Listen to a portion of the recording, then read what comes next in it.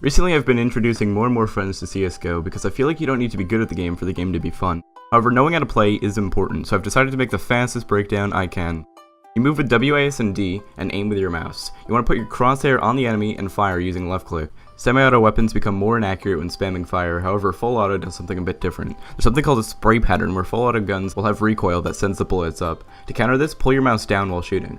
Just to not exclude you from information, you can use your mouse and keyboard while in air to strafe and gain momentum. Also, jumping at the same frame of landing a previous jump is called a bunny hop. You can use it to keep your momentum. In order to get weapons, you have to buy at the first 15 seconds of the round. You only have a set amount of money based on if you won or lost the previous round, played the objective, or how many kills you got with what weapon.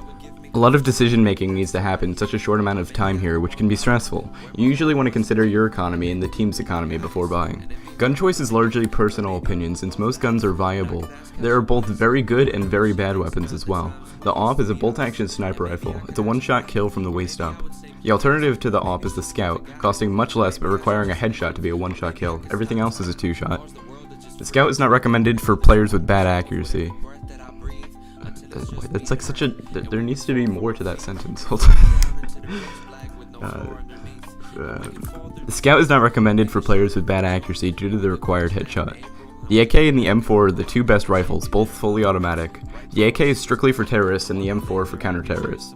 Guns for the opposite team can be picked up by using E or running over it without a gun already. It's important to turn off auto switcher after pickup so you don't pull out a gun while trying to use a pistol.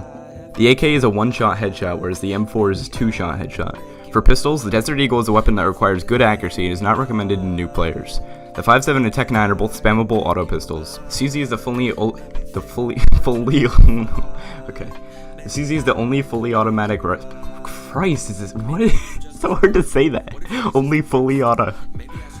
The CZ is the only fully automatic pistol, but has low ammo and slow animations. The dual Berettas are spammable too, but low accuracy make them pretty useless.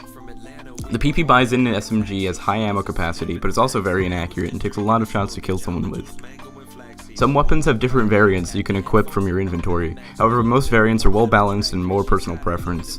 Specific weapons have specific economic rewards for killing an enemy. You don't need to know these, however it is good to note that a knife kill is the best economic decision followed up by shotguns. The fastest way to achieve a knife kill is to stab someone in the back with a right click, or to left click them twice and right click them in the front.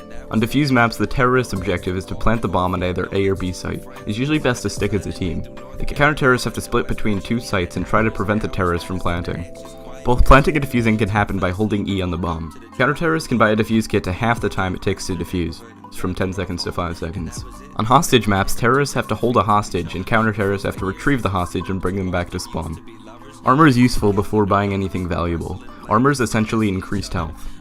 Moving while shooting bullets is very inaccurate, but when close to an enemy, this is irrelevant. Crouch walking while shooting is still accurate, but expands your hitbox. Holding shift by default to walk makes your footsteps silent, which can be a deciding factor of a round in some scenarios. Grenades can be a huge factor for gameplay. A smoke grenade can be used to prevent players from holding a specific angle. Molotov or incendiaries can stop a player from pushing. An HE can do serious damage to pushing players. And flashbang blinds the enemy based on where it was on their screen. If it was directly on their screen, it will be full white. However, if it's behind a wall or behind a player, it will have little to no effect. If you see a flashbang, try to look away from it.